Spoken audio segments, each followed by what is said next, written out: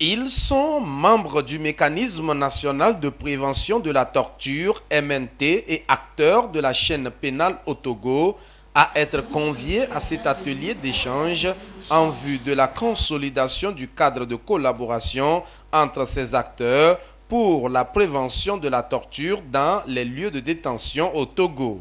L'initiative est de l'Association Solidarité mondiale pour les personnes démunies et les détenus SMPDD qui a inscrit à son agenda plusieurs activités et services d'assistance afin de contribuer sensiblement à l'amélioration des conditions et au respect des droits des détenus au Togo.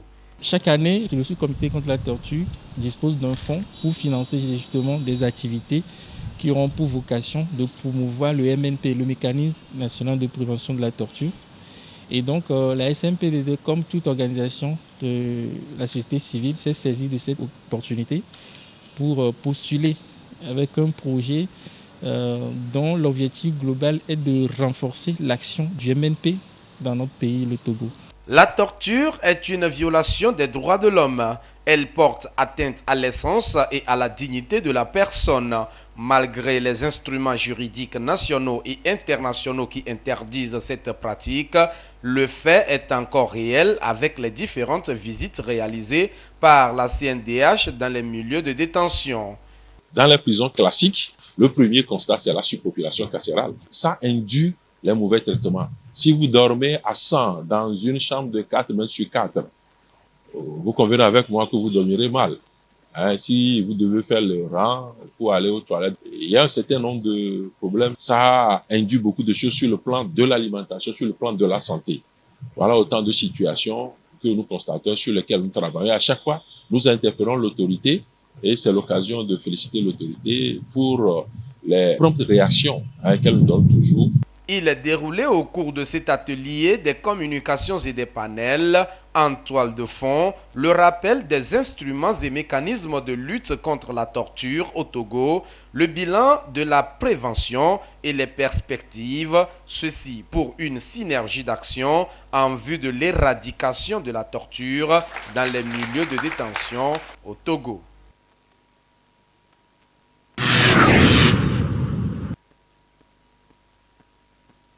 Elle joue un rôle essentiel dans le processus éducatif d'une personne et constitue a priori l'une des bases de la construction des identités individuelles. Il s'agit de la langue maternelle, encore appelée langue locale. Chez l'enfant, c'est elle qui garantit le décollage intellectuel dès le bas âge en lui apportant l'élément fondamental d'équilibre, lui permettant de verbaliser sa pensée et de s'intégrer harmonieusement dans le monde qui l'environne.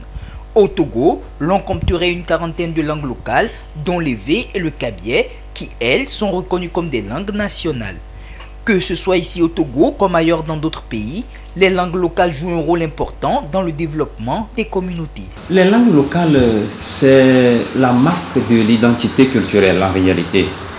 Nous sommes en Afrique, et donc chaque peuple avec son patois.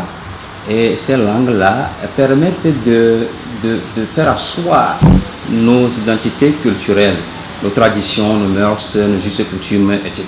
Qui parle de patois, qui parle de culture, qui parle de civilisation, parle de la langue. Alors, nous constatons que les langues meurent à petits coups et donc ce sont les traditions, la culture qui meurt comme ça.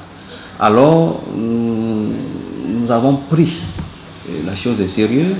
Et nous voulons vraiment faire croire à tout le monde, à la population, à tout individu, que pour garder son identité culturelle, il faut vraiment maîtriser sa langue locale, sa langue maternelle. Et donc, maîtriser la langue maternelle, c'est pérenniser la culture.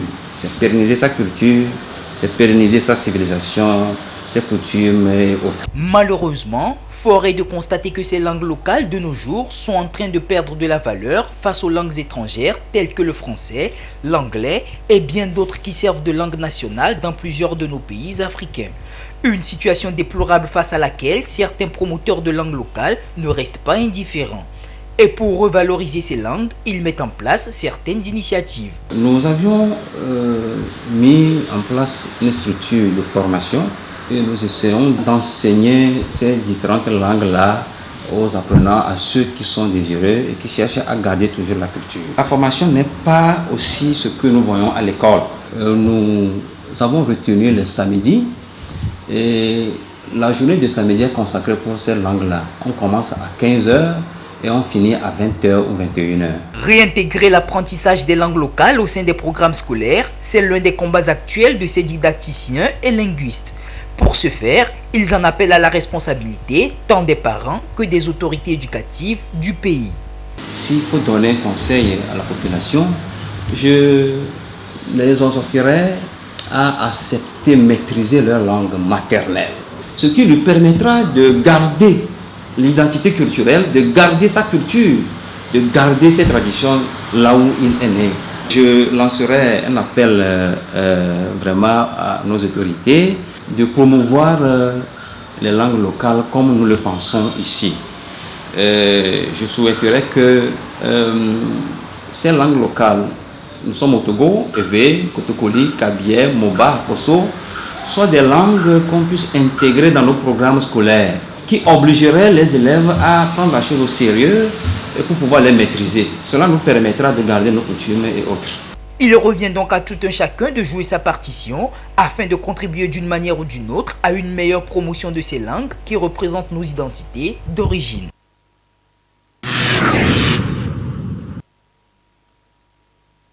Depuis son indépendance, le Togo a hérité du colon la langue française comme langue officielle qui a été enseignée dans les écoles et parlée dans les administrations. Dès lors, les langues maternelles ont été abandonnées, voire oubliées. Grâce à la réforme de 1975, le kabie et l'évé ont été retenus comme langue nationale afin d'être enseignés dans les écoles. Fort malheureusement, plusieurs difficultés ont freiné la dynamique et les langues maternelles continuent de subir l'influence de celles occidentales. Aujourd'hui, il s'impose un changement de paradigme et c'est ce qui justifie le projet École et langue nationale lancé par l'UNESCO au profit de ses pays membres à l'instar du Togo. Hier, on interdisait les mêmes langues maternelles dans les salles de classe, mais aujourd'hui, on fait leur promotion. Pourquoi? C'est parce que les études scientifiques ont révélé que l'enfant qui commence ses premiers pas dans sa langue maternelle avait des aptitudes beaucoup plus qui le poussaient vers la réussite scolaire. L'introduction de la langue maternelle dans le système éducatif est une nécessité pour préserver le patrimoine culturel du pays, rapprocher davantage les peuples et faciliter le développement endogène. Mais pour y parvenir, des défis sont à relever. Les formateurs font défaut. Ceux qui doivent enseigner l'évé au sud et le kabie au nord, on n'en trouve pas. Et puis, ce n'est pas tout enseignant qui enseignait ça. C'était un enseignant qui était de l'ethnie concernée et qui s'était formé, qui pouvait vraiment aller dans ce sens-là. Mais aujourd'hui, nous avons vraiment un problème de formation. Nous devons former des enseignants. La deuxième chose, c'est le matériel didactique. Le problème du matériel didactique se pose cruellement. L'autre aussi défi à relever, c'est le financement. Tant que nous n'arriverons pas à inscrire l'enseignement bilingue dans le budget de l'État et que nous allons dépendre toujours des partenaires, il faut vous avouer que nous ne pouvons pas arriver au bout. Dans cet élan, les parents ont aussi un rôle à jouer. Vous avez de ces parents-là qui, même à la maison, n'arrivent même pas à parler la langue maternelle à leurs enfants. Ils s'expriment toujours en français, ils laissent de côté la langue maternelle. Donc, et tu vas voir un enfant à 2 ans, 3 ans, le parent va se bomber le torse. Oh, mon enfant, il parle bien français. Nous ne sommes pas encore sortis de l'ornière. Le Togo compte plus d'une quarantaine de langues locales. Nécessité de les promouvoir toutes. Pour le gouvernement, il faut y aller d'abord avec les langues codifiées que sont le kabie et l'évé. Il revient à chaque citoyen d'apprendre sa langue maternelle et de la valoriser, car au-delà de son caractère communicationnel, une langue maternelle est avant tout une identité personnelle.